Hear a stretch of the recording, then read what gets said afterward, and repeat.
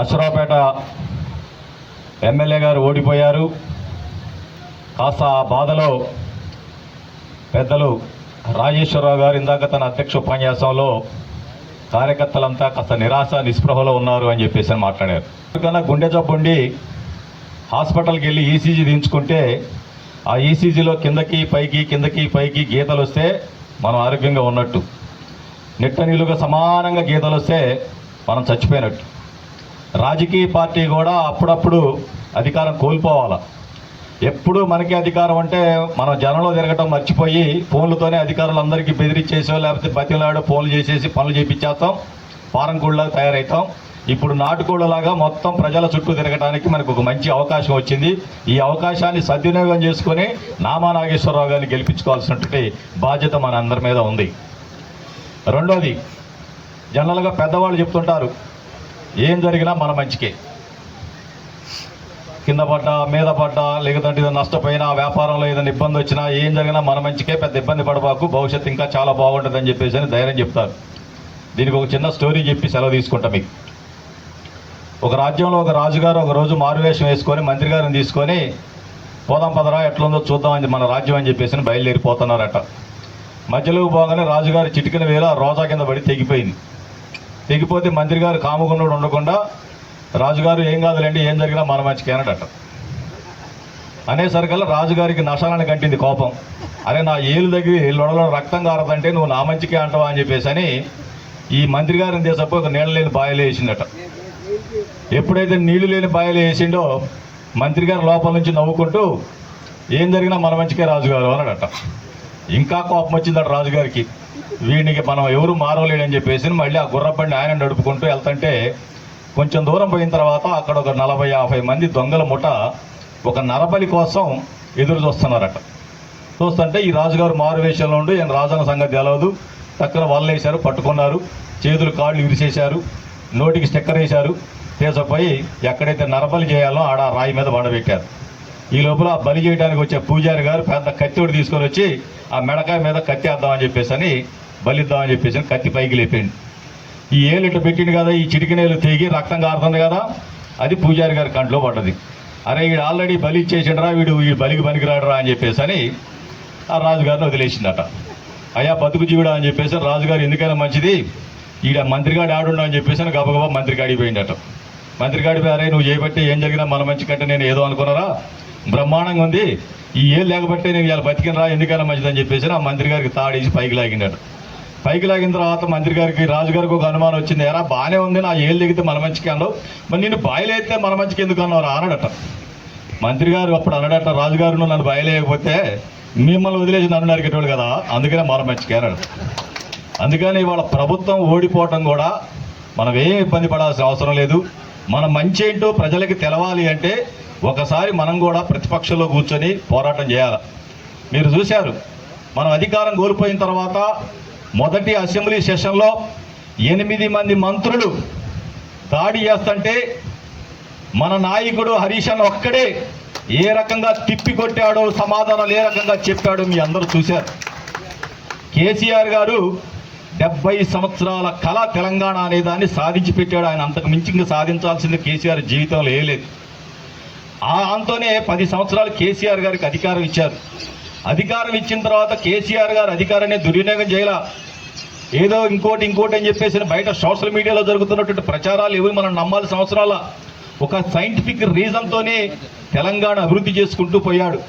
మీ అందరికీ తెలుసు, భారతదేశానికి స్వాతంత్రం వచ్చినటువంటి ఈ 75 సంవత్సరాల్లో అనేక వ్యవసాయక దేశం అంటాం, మనందరం రైతులమే. కానీ తెలంగాణని సాధించుకోకముందు ఒక మందుకట్ట కొనుక్కోవాలంటే మందుకొట్లకు ముందు చెప్పులు క్యూ పెట్టి ఎండలో నిల్చున్న రోజులు ఉన్నాయి. అదేవిధంగా విత్తనాలు కొనుక్కోవాలంటే క్యూలో నిలబడి పోలీసు వాళ్ళు లాఠీ దెబ్బలు తిన్నటువంటి రోజులు ఉన్నాయి. కరెంటు కోసం ఎదురు చూసినటువంటి రోజులు ఉన్నాయి. పెట్టుబడి అంటే సీజన్ వచ్చిందంటే ఏ షావుకారు దగ్గరకు పోయి 2 రూపాయలకో 3 రూపాయలకో 4 రూపాయలు వడ్డీలకు తీసుకొచ్చేసి వ్యవసాయ పెట్టుబడులు పెట్టుకున్నటువంటి రోజులు ఉన్నాయి. ఇవన్నీ పోయినాయి ఈ 10 సంవత్సరాల్లో. ఎక్కడా కూడా విత్తనాలకు ఇబ్బంది లేదు, ఎరువు మందులకు ఇబ్బంది లేదు, అదేవిధంగా కరెంటుకి ఇబ్బంది లేదు. పెట్టుబడి సాయం కింద ఇప్పటి వరకు ఏ ప్రధానమంత్రి ఏ ముఖ్యమంత్రికి రాని ఆలోచన రైతు బంధు అని చెప్పేసి ఒక పథకాన్ని తీసుకొచ్చేసి నేరుగా పథకం రైతు అకౌంట్లోకి డబ్బులు ఇస్తున్నటువంటి నాయకుడు కేసీఆర్ గారు. అంతటితో నాగల. తెలంగాణ అంటేనే సన్న చిన్నకారు రైతులు ఉన్నారు. అరెకరం, ఎకరం, 2 ఎకరాలు ఉన్నటువంటి రైతులు ఒక పక్కన వాళ్ళ వ్యవసాయం వాళ్ళు చేసుకుంటేనే పక్క చేలులో కూలీనాలు చేసుకుని భార్యాభర్తలు ఇద్దరు కూడా కుటుంబాన్ని పోషించుకొని పిల్లలు చదివించుకుంటున్న పరిస్థితులు అనారోగ్య కారణాలతోనో లేకపోతే ఇంకేదైనా కారణాలతోనో ఆ రైతు చనిపోతే ఆ కుటుంబం ఎటువంటి నిరాశకి గురి కాకూడదు, నిర్లక్ష్యానికి గురి కాకూడదు, ఆ పిల్లలు అనాథ కాకూడదు అని చెప్పేసి తెలంగాణలో ఉన్నటువంటి సెంటు భూమి ఉన్నా సరే ఆ రైతుకు రైతు బీమాని తీసుకొచ్చి ఆ రైతు ఎవరైనా అనారోగ్యంతో చనిపోతే వెంటనే నేరుగా కుటుంబానికి 5 లక్షల రూపాయలు రైతు బీమాని ఏర్పాటు చేసినటువంటి నాయకుడు కేసీఆర్ గారు. ఇందాకనే మన మిత్రులు చెప్పినట్టు కళ్యాణ లక్ష్మి అంటే ఏదో పెళ్లి చేసుకుంటుండే 1 లక్ష రూపాయలు కేసీఆర్ ఇస్తుండని చెప్పేసి మనం సాదాసీదాగా మాట్లాడుకుంటున్నాం. దాని వెనక కూడా ఒక పెద్ద సైంటిఫిక్ రీజన్ ఉంది. తెలంగాణ ఉద్యమ సమయంలో కేసీఆర్ గారు పర్యటన చేస్తున్న క్రమంలో ములుగు ప్రాంతంలో పోతే అక్కడ ఒక ఇల్లు తగలబడ్డది. ఒక లంబాడి కుటుంబానికి సంబంధించినటువంటి ఇల్లు తగలబడ్డది. ఒక తల్లి బోర్న ఏడ్చుకుంటూ కేసీఆర్ దగ్గరికి వచ్చింది. అయ్యా, నా బిడ్డ పెళ్లి 50,000 రూపాయలు నా బిడ్డ పెళ్లి కోసం ఇంట్లో పెట్టుకున్న 50,000 రూపాయలు తగలబడిపోయింది.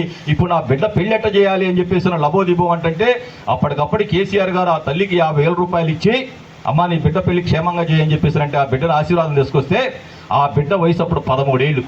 ఏంటమ్మా 13 సంవత్సరాలే కదా, అమ్మాయిని చదివించరాదు అని చెప్పేసి అంటే చదివించే స్తోమత లేదయా, ఏదో కాలు కూలీనాలు చేసుకుని ఒక 50,000 పోగేసిన 50,000తో పెళ్లి చేస్తున్నాం అని చెప్పేసి అంటే అధికారంలోకి వచ్చిన మరుక్షణం కేసీఆర్కి వచ్చిన ఆలోచన ఏంటంటే ఇంకా కాస్త పేద బడుగు బలహీన వర్గాల్లో సామాజిక చైతన్యం లేకపోవటం వలన 12 ఏళ్లకే 13 ఏళ్లకే ఆడపిల్లలు పెళ్లిళ్ళు చేస్తున్నారు. నేను మీ ఆడబిడ్డ పెళ్లి చేస్తే నేను 1 లక్ష రూపాయలు ఇస్తా అన్నప్పుడు అది 18 సంవత్సరాలు నిండిన తర్వాత చేస్తే మాత్రమే 1 లక్ష రూపాయలు ఇస్తా అంటే వాళ్ళకి ఇష్టం ఉన్నా ఇష్టం లేకపోయినా ఆ పిల్లకు 18 ఏళ్ళు వచ్చేంత వరకు కూడా ఆడపిల్లని ఇవాళ చదివిస్తున్నారు. అనేక లక్షల మంది ఆడపిల్లగాళ్ళు ఇవాళ ఉన్నతమైనటువంటి చదువులు ప్రధానంగా దళిత గిరిజన వర్గాలు చదువుకుంటున్నటువంటి పరిస్థితి. ఈ రకంగా ఒక్కొక్కటి తెచ్చుకోబోకంటారా అని చెప్పేసి మన పెద్దోళ్ళు అంటుంటే వాడు ఏదైనా తాగి మాట్లాడుతుంటే ఇవాళ పరిస్థితి ఏ రకంగా ఉందంటే అరే రేవంత్ రెడ్డి నాకు ఆయన మాటలు పట్టించుకోబోకంటారా అని చెప్పేసినటువంటి పరిస్థితి వచ్చింది. ఎందుకంటే ఒక తాగుబోతట ఒక చెరువు కట్టన పోతా అక్కడ ముత్యాలమ్మ తల్లి ఉందట. ముత్యాలమ్మ తల్లి కాడికి పోయిండు, చూసిండు, బాగా తాగాలని చెప్పేసి గొంతంతా గుంజుతుంది. ఏమన్నా కానీ అని చెప్పేసి ముత్యాలమ్మ తల్లి కాడికి పోయి తల్లికి దండం పెట్టి, తల్లి నువ్వు గనక ఈ చెరువులో నీళ్లు మొత్తం గనక సారా చేస్తే నేను ఆ సారా దాగి నా మెడ నరుకొని నీకు బలిస్తానడట. ఇక బలిన సరికల ముత్యాలమ్మ తల్లికి ఎక్కడ లేని సంతోషం. వెంటనే మాయ చేసిందో మంత్రం పెట్టిందో చెరువులో మొత్తం నీళ్ళని సారా చేసిందట. ఈ తాగుబోతుడు పోయి ఫుల్ తాగిండు. తాగి లల్లాయి పాటలు పాడుకుంటూ పోతుందట. ముత్యాలమ్మ తల్లి లేచి వెనక నుంచి ఒక్కడి బీకరా ఏంట్రా ఇందాక ఏమన్నావు ఇప్పుడేమంటున్నావు పోతనం ఏంట్రా బలి అనదట. ఊకో అమ్మ నువ్వు బలేదానివి, ఎవడన్నా తాగుబోతుడు మాటలు నమ్ముతురా అని చెప్పేసి అడిగిందట. అట్టనే ఇవాళ రేవంత్ రెడ్డి ఏ రకమైనటువంటి భాష ఉపయోగిస్తున్నాడు, ఏం మాట్లాడుతున్నాడు. 7వ తారీఖు నాడే 9వ తారీఖు నాడు నేను ప్రమాణ స్వీకారం చేస్తా, ఇప్పటి వరకు మీరు ఎవరన్నా బ్యాంకులకు పోయి రుణం రైతులు మనకి లోన్ తీసుకోకపోతే ఖచ్చితంగా మీరు పోయి అమ్మటే లోన్ తీసుకోండి 2 లక్షలు రాగానే మొదటి సంతకం పెడతా 9వ తారీఖు అన్నాడు. 7వ తారీఖు ప్రమాణ స్వీకారం చేసిండు తప్ప 5 నెలలైనా ఇంతవరకు రైతు రుణమాఫీ గురించి మాట్లాడినటువంటి పరిస్థితి. ఎన్ని కార్యకర్తని గుర్తు పెట్టుకొని అందరినీ భాగస్వాములు చేసి ముందుకు పోవాలి, ముందుకు నడిపించేటటువంటి ఆ నాయకత్వ లక్షణాలు ఉన్నటువంటి నాయకుడు నామా నాగేశ్వరరావు గారు.